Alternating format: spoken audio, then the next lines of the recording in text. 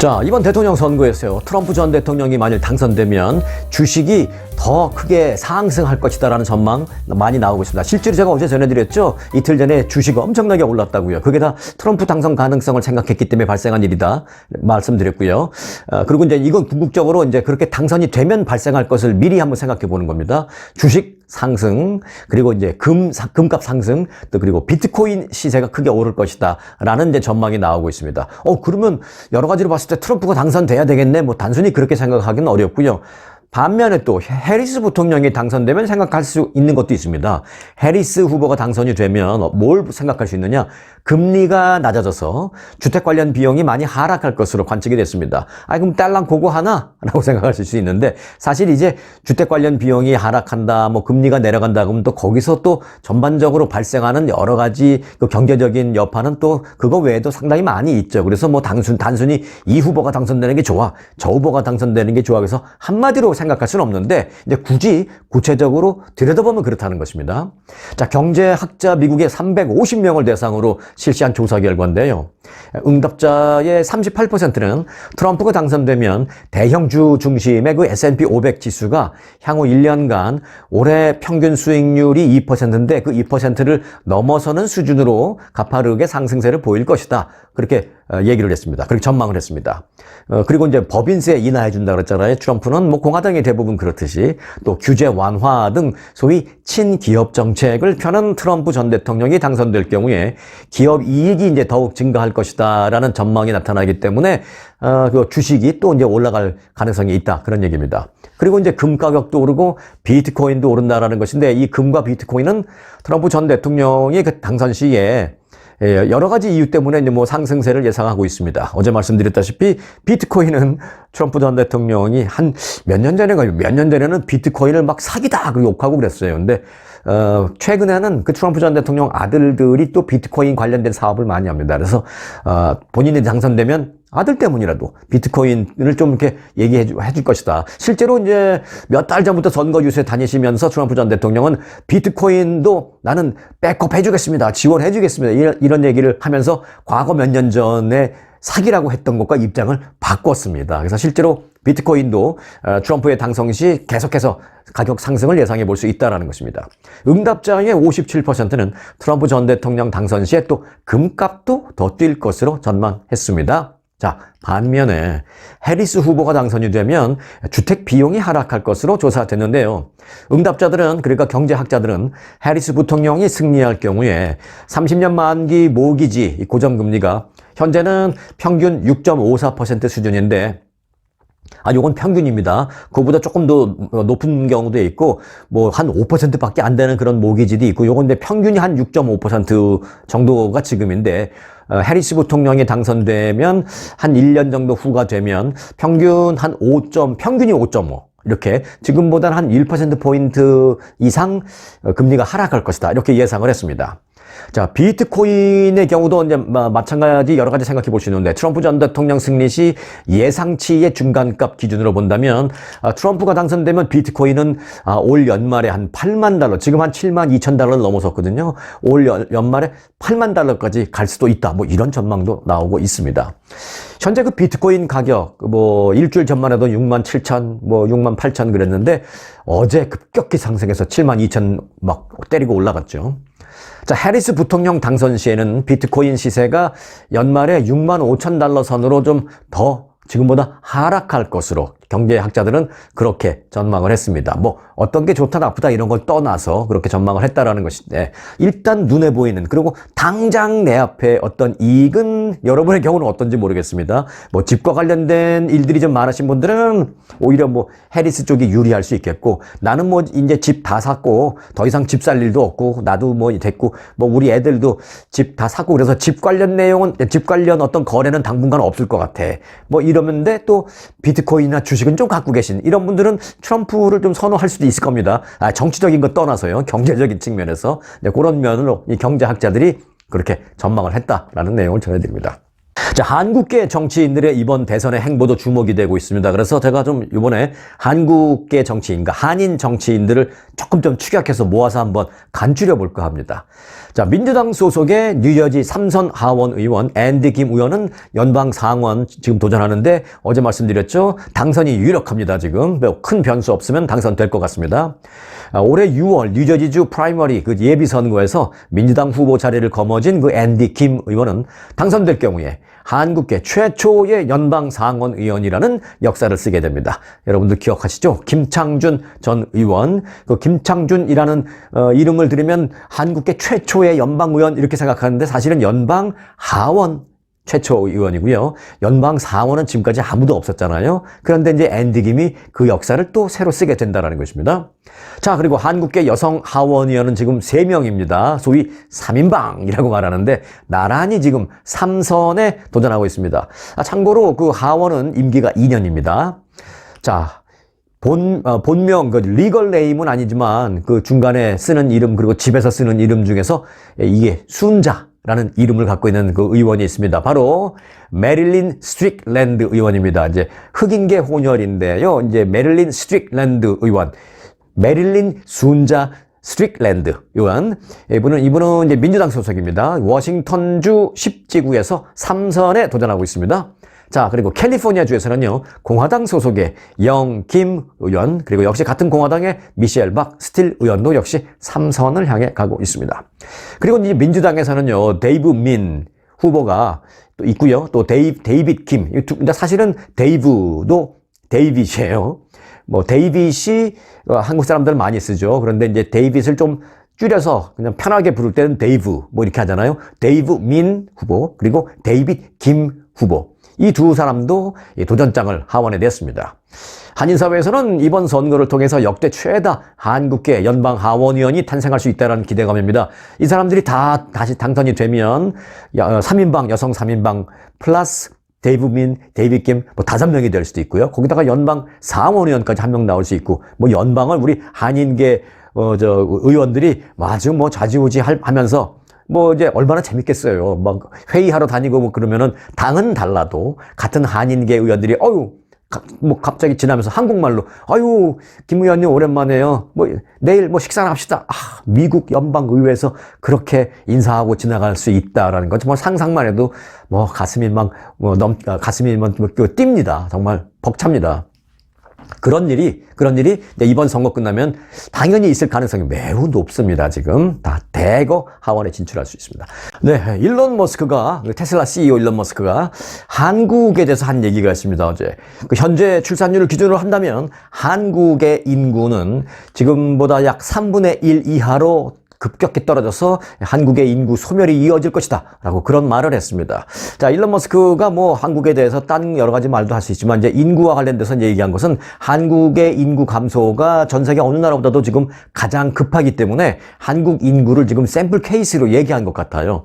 자, 일론 머스크는 단기적으로는 지금 AI라는 문제, 인공지능 문제가 가장 심각한 어떤 위협, 그로 인해서 인공지능으로 인해서 우리 인류가 받을 수 있는 어떤 위협 이런 것을 우리가 대책을 잘 세워야 되겠지만 그보다 조금 더 장기적으로 본다면 그 세계 인구 붕괴라는 면, 이 세계 인구의 붕괴가 가장 위협적인 문제다. 이렇게 밝혔습니다. 그러니까 뭐 당장 단기적 요거는 이제 인공지능의 기술 발달이 엄청나게 빠르잖아요. 그러니까 지금 뭐 5년, 10년 안에 그 인공지능으로부터 우리 인류가 어떤 해를 당하지 않도록 우리 영화 보면 그런 거 있잖아요. 인공지능으로 로봇을 만들어 놨더니 그 로봇가 처음에는 내 주인님 말 잘 듣고 뭐 그러는 것 같더니 어느 순간 그 인공지능 로봇가 스스로 생각할 수 있는 능력을 갖게 되는 순간 갑자기 내가 뭘 지시를 했는데 자기가 생각해.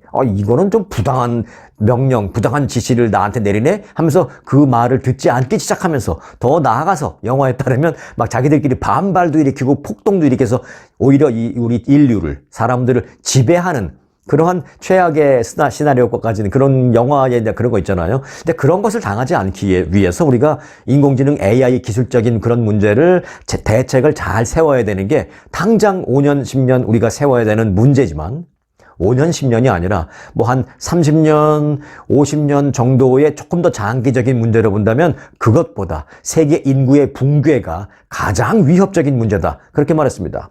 그러면서 일론 머스크는 뭐라고 말했냐면 현재의 출산율 이런 그 급격한 감소 추세가 계속되면 세계 인구가 3세대 이내, 그러니까 1세대가 보통 한 30년 잡잖아요. 그러니까 3세대라는 건 대략 한 뭐 90년, 그러니까 100년이 안 되는 거죠. 약 100년 이내에 뭐 90년 정도 만에 지금의 한 5% 이하로 세계 인구가 줄어들 것이다 라고 주장했습니다. 일론 머스크는 2년 전에도 이제 비슷한 말을 한 적이 있는데 2년 전에 뭐라 그랬냐면 한국이 홍콩과 함께 세계에서 가장 빠른 인구 붕괴를 겪고 있다. 뭐 이런 말을 한 적이 있습니다. 일론 머스크는 대다수 국가가 이 출산율을 최우선적으로 해결할 과제로 여겨야 한다. 나는 그렇게 생각한다. 라고 말하면서 인구가 계속 이렇게 줄어서 소위 말해서 사람을 만들지 못하면 사람은 언제 얼마 안 되는데 계속 막 인공지능 로봇만 만드는 거예요. 그래서 인공지능 로봇가 어느 순간 사람보다 더 많아요. 뭐 제가 한 사람이 있는데 나중에 어느 순간 되면 뭐 나 밥 차려주는 로봇 하나, 그다음에 뭐 나 뭐 샤워 시켜주는 로봇 하나, 아니면 또 하나 나 뭐 운동하고 싶을 때 뭐 다른 사람하고 뭐 약속이 안 맞으면 혼자 운동해야 되는데 운동하고 싶을 때 나하고 같이 운동 파트너가 돼주는 로봇, 뭐 이런 식으로 1인당 로봇가 2개, 3개 될 수 있으면 나중에는 사람 인구보다 그런 로봇가 더 많아지는 뭐 이렇게 된다는, 사람 인구가 급격히 절벽을 맞게 되면 그렇게 되는데, 그래서 로봇만 잔뜩 만들고 사람을 만들지 못하면 더는 인류가 없을 것이다. 의미가 없다. 이렇게까지 일론 머스크는 말했습니다. 그러면서 다른 모든 정책도 사람이 없으면 다 무의미해진다 라고 강조했습니다. 아무 틀린 말은 아니죠. 그러면서 뭐라 그랬냐면 말뿐이 아니라 실천이 필요하다라고 말했습니다. 이 무슨 얘기냐? 말만 뭐 인구 절벽 안 돼, 인구 감소율을 빨리 타게 해야 돼, 말만 그럴 게 아니라 실천이 필요하다. 그게 뭐냐? 당장 너희들 말로만 그러지 말고 애들 낳아, 이 얘기예요. 애 많이 낳으라는 얘기예요. 그러면서 뭐라 그랬냐면 자기 얘기를 했어요. 나는 아이를 많이 두고 있고 다른 사람들에게도 아이를 많이 갖기를 계속 권한다. 뭐 이렇게 말했습니다. 뭐 이게 이제 뭐 윤리적, 뭐 사회적 이런 잣대를 들이대면 뭐 논란이 있을 수 있지만 여하튼 이제 본인은 이제 일론 머스크는 그렇잖아요. 모든 천재들이 그렇듯이 무슨 일 하나 있으면 그냥 한 가지 방향으로만 그걸 보잖아요. 이렇게 좀 넓게 다각적인 면으로 보고 이제 이런 게 좀 약하죠. 그래서 어떤 특정 부분에서는 천재적인 면을 발휘할 수 있는데, 그래서 어떤 뭐 윤리적인 면, 뭐 사회적인 면 이런 거를 그냥 안 보고 그냥 한 가지만 딱 보면서 하는 얘기죠. 이제 그렇게 우리가 이해하면 되겠습니다. 나는 그래서 아이도 많이 낳고요, 만나는 사람들마다 애 많이 낳으라고 계속 그렇게 말하고 다니고 있습니다. 그러는 겁니다. 실제로 일론 머스크는 첫 번째 부인인 그 저스틴 윌슨이라는 사람과의 사이에서는 아들 5명을 뒀고요. 그리고 두 번째 부인과 사이에는 아이가 없는데 그 이혼을 한 후에 여자친구를 사귀었는데 캐나다 출신의 가수였습니다. 그 사람은 그라임스라는 가수였는데 그 사이에서 2명, 아들 2명, 딸 1명을 뒀습니다. 그리고 자신이 운영하는 회사 뉴럴링크라는 회사에 그 한 고위 임원, 그 어떤 여성 고위 임원과 또 이제 뭐 교제를 하고 그랬어요. 그러면서 그 사이에서 아이를 낳았어요. 한 명 낳은 게 아니에요. 최근에 3번째 아이를 낳습니다. 그 전에 2명 낳고 최근에 1명 더 낳아서 그 자신이 운영하는 뉴럴링크 있죠? 왜 뇌하고 컴퓨터하고 연결시키고 그러는 회사, 그 회사의 한 고위 여성 임원과의 사이에서 3명의 아이를 낳은 것으로 알려졌습니다. 그래서 이제 이를 다 합치면 일론 머스크는 모두 11명의 자녀가 있는 사람입니다. 뭐 본인이 한 말이 틀리진 않네요. 그래서 나는 아이도 많이 낳고 사람들 보고 애 많이 낳으라고 말하고 다니고 있습니다 하는 게 뭐 거짓말은 아니네요. 여하튼 뭐 윤리적인 잣대 뭐 이런 걸 다 떠나서 그냥 보면 단순 숫자 보면 11명의 자녀를, 아이를 많이 낳은 것만은 사실입니다. 자, 경제적인 면을 좀 볼까요? 지난 8월 미국의 주요 도시들의 주택 가격이 역대 최고 수준을 경신한 것으로 나타났습니다. 미국의 이제 주택 가격은 우리 한인들에게는 아주 민감하잖아요. 지금 일단 대도시, 20개 대도시를 기준으로 나오는 그런 조사가 있는데, 스탠다드 앤 푸어스는 지난 8월 미국의 주택 가격 지수가 전년 동기 대비 5.2% 상승했다. 그래서 사상 최고 수준을 나타냈다라고 말했습니다. 미국의 8월 소비자 물가 상승률이 전년 대비 2.5%로 둔화했다라는 것을 고려하면 주택가격 상승률이 이 소비자 물가 지수 상승률을 크게 앞질렀다라는 것을 알 수가 있습니다. 도시별로 좀 볼까요? 뉴욕의 집값이 8.1% 올랐습니다. 제일 많이 올랐어요. 뭐 미국의 20대 도시 가운데서는. 그리고 이제 라스베가스도 많이 올랐습니다. 7.3%, 시카고 7.2% 그렇습니다. 로스앤젤레스는 전년 대비 5.95% 상승을 보였습니다. 그래서 비교적 LA도 높은 편이죠. 그리고 이제 제일 낮은 도시가 20개 도시 가운데 제일 낮은 도시가 덴버였습니다. 덴버는 0.7%밖에 오르지 않았어요. 거의 뭐 안 올랐다라고 볼 수 있겠습니다. 자, 미국에서 집값이 가장 비싼 그 집코드 지역은 어디일까요? 바로 북가주에 있는 애서튼이라는 지역인데요. 94207 집코드를 갖고 있는 이 지역이 미국에서 집값이 제일 비싼 곳으로 나타났습니다. 그래서 8년 연속 1위를 차지했습니다. 미국에서 집값 비싼데 어디야? 그럼 베벌리 힐스? 아니죠. 그냥 그건 일반적으로 생각할 땐 그런데 실제적으로 보면은 북가주에 있는 애서튼이라는 지역입니다. 거기가 이제 왜 그러냐면 실리콘밸리 바로 옆에 붙어 있는 곳입니다. 8년 연속 그곳이 1위를 차지했습니다. 그러면 얼마냐? 주택의 그 평균 가격이 무려 790만 달러에 달했습니다. 제일 비싼 게 그렇다는 게 아니라 그냥 평균이 그렇다는 거예요. 평균이 790만 달러. 전국의 중요한 그 지역의 중간 주택 가격을 좀 이 집코드별로 분석한 그 자료가 있는데 그걸 보니까 집값이 그 가장 비싼 10대 순위의 그 애서튼이라는 지역을 비롯한 캘리포니아 지역의 7곳이 비싼 집값 지역으로 포함이 됐습니다. 실리콘밸리 교외의 그 베이 에어리아에 위치한 그 소도시 이 애서튼 그 지역에는 누가 사느냐? 뭐 넷플릭스 CEO, 그다음에 NBA의 스타 플레이어죠. 스테픈 커리, 뭐 이런 사람들은 뭐 몇 억 달러씩 갖고 있잖아요. 그런 거부들이 그곳에 많이 모여 사는 것으로 알려지고 있습니다. 그 애서튼에 이어서 뉴욕의 롱아일랜드 인근에 비치타운이 있는데 그 사가포낙이라는 그 비치 에어리아가 있습니다. 사가포낙 지역. 거기가 이제 집 코드가 11962인데 그곳이 이제 2위인데 중간 집값은 얼마냐? 평균 590만 달러. 평균 590만 달러. 2등. 자, 뉴욕주의 서포크 카운티의 워터밀이라는 지역 11976 이곳이 3등 580만 달러 평균. 그리고 플로리다 마이애미 비치의 섬으로 이루어진 지역 집 코드 33109 지역은 평균 570만 달러로 4위를 차지했습니다. 남가주에서는요, 산타바바라, 이 산타바바라에도 보면 뭐 싼 집도 많이 있지만 조금 이제 바닷가가 보이는 이게 산 쪽으로 살짝 올라가면 거기 이제 굉장히 비싸지기 시작합니다. 거기 집 코드가 93108인데요. 그 지역의 중간 가격이 500만 달러로 전체 순위 5위에 올랐습니다. 그리고 이어서 오렌지 카운티 뉴포트 비치 있습니다. 여기도 뭐 농구 선수, 뭐 연예인들 많이 살아요. 바닷가 다 내려다 보이고 그곳에 이제 집 코드가 92661인데 7등, 92 그다음에 657 그 바로 옆 지역입니다. 거기 8등 또 바로 옆 지역 92662 이 뉴포트 비치의 집 코드 3개의 지역이 다 7, 8, 9등 이렇게 3개 그 순위를 휩쓸었습니다. 이 지역 뉴포트 비치 지역의 중간 집값이 얼마냐? 460만 달러에서 475만 달러 사이인 것으로 나타났습니다. 그리고 샌디에고 인근 렌초 산타페 지역의 중간가는 450만 달러로 9등, 그리고 LA 서쪽 산타모니카 440만 달러로 10위에 올랐습니다. 자, 이 대선을 코앞에 두고 바이든 행정부가 학자금 탕감 계획을 또 발표했습니다. 이게 뭐 벌써 몇 번째인지 모르겠어요. 자, 연방교육부는 재정적인 어려움을 겪고 있는 800만 명의 대출자들에게 부채 탕감을 제공해주겠다라면서 이제 계획을 발표했습니다. 자, 이 계획이 확정되면 바이든 행정부는 의료비, 그리고 보육비, 아이들 키우는 양육비 등등 다른 빚이 있어서 그 다른 빚 때문에 재정적인 어려움을 겪고 있는 학자금 대출자들 약 800만 명에게 학자금 대출에 대한 부분은 탕감을 해주겠다라고 밝혔습니다.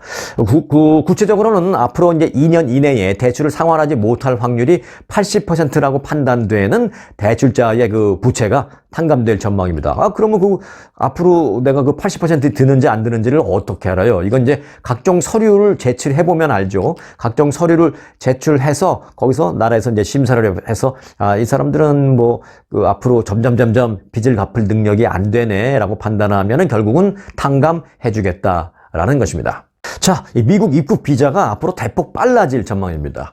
미국 정부는 현 2025 회계년도 외국인의 미국 입국 비자 인터뷰 건수를 전년에 비해서 100만 건 더 늘리겠다라는 목표를 밝혔습니다.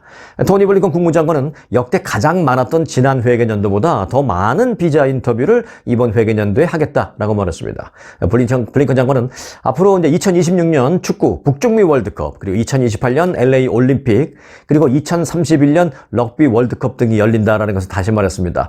참고로요, 2026년 북중미 월드컵이 이제 열리고요. 북중미 월드컵 멕시코, 미국, 캐나다. 그리고 이제 2028년 이곳 LA에서 이제 그 올림픽이 열립니다. 그리고 2031년 럭비 월드컵 등이 이제 미국에서 열립니다.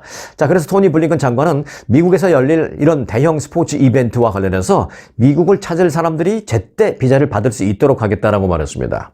작년 미국 방문자는 재작년에 약 5천만 명이었던 것에 비해 크게 늘어서 6,600만 명에 달았다면서 이 미국 관광 산업을 더욱더 활성화시키겠다라고 말했습니다. 앞으로 미국 1년 방문객을 9천만 명까지 올리겠다라고 밝혔습니다. 그러면서 우리는 비자 대기 시간이 매우 고통스럽고 참 힘들다라는 것을 잘 알고 있다라면서 미국 비자를 받아서 미국에 오는 것이 지금보다 훨씬 쉽고 빠르고 또 간소하도록 그렇게 만들겠다라고 말했습니다. 자, 앞서 제가 2026년 북중미 월드컵이라고 이제 말씀을 드렸잖아요. 북중미 월드컵이라고 이름이 붙여진 이유는 월드컵을 한 나라에서만 개최하는 게 아니라 멕시코와 미국, 캐나다가 공동 개최하는 월드컵이기 때문에 이제 이름이 그렇게 붙었습니다. 왜 지난 2002년도에 한국에서 월드컵 했을 때 그때 코리아 월드컵이 아니었잖아요. 코리아 재팬 월드컵이었잖아요. 그때 뭐 코리아를 앞에 넣니, 재팬을 앞에 넣니 뭐 여러 가지 얘기가 많았었는데 여하튼 코리아라는 이름이 앞에 들어가서 코리아 재팬 월드컵이었습니다. 자, 이번에는 이제 두 군데 나라가 아니라 멕시코, 미국, 캐나다 이제 세 나라에서 이제 북중미 월드컵인데, 자, FIFA 월드컵 역사상 처음으로 이렇게 세 나라가 공동으로 개최하는 대회가 그때 될 예정입니다. 2026년도에. 그리고 총 16개 도시에서 경기가 열리게 되는데요. 이 중 미국에서 11개 도시에서 열리고 멕시코가 3개 도시, 캐나다가 2개 도시를 맡게 됩니다. 자, 11개 이제 경기가 열리는 미국 내 도시들 다음과 같습니다.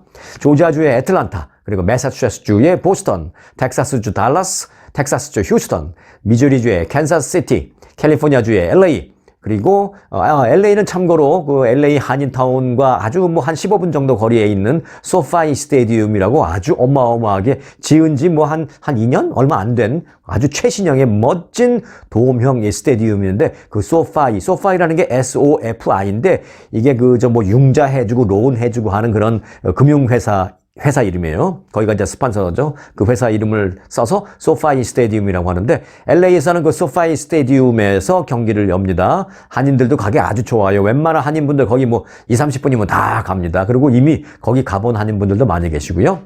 자, 뭐 LA 설명만 좀 길었네요. 그 외에 이제 플로리다는 마이애미에서 경기가 있게 되고요. 그리고 뉴욕에서는, 뉴욕 계신 분들은 아시죠? 그 매트라이프 보험회사 매트라이프 스테디움에서도 열리게 될 예정이고요. 그리고 이제 펜실베니아는 필라델피아에서 경기가 있게 될 예정입니다.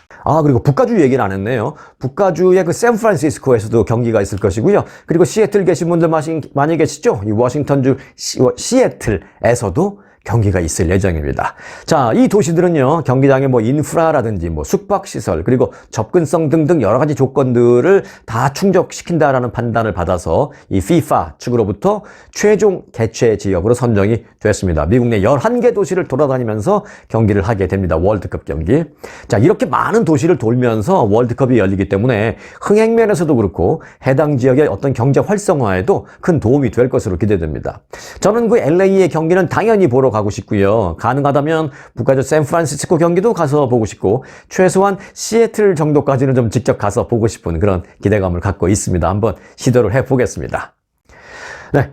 한국에서는 최근 그 고령층의 출입을 거부하는 소위 노 실버 존이 늘어나는 그런 그 추세라서 지금 논란이 일고 있습니다.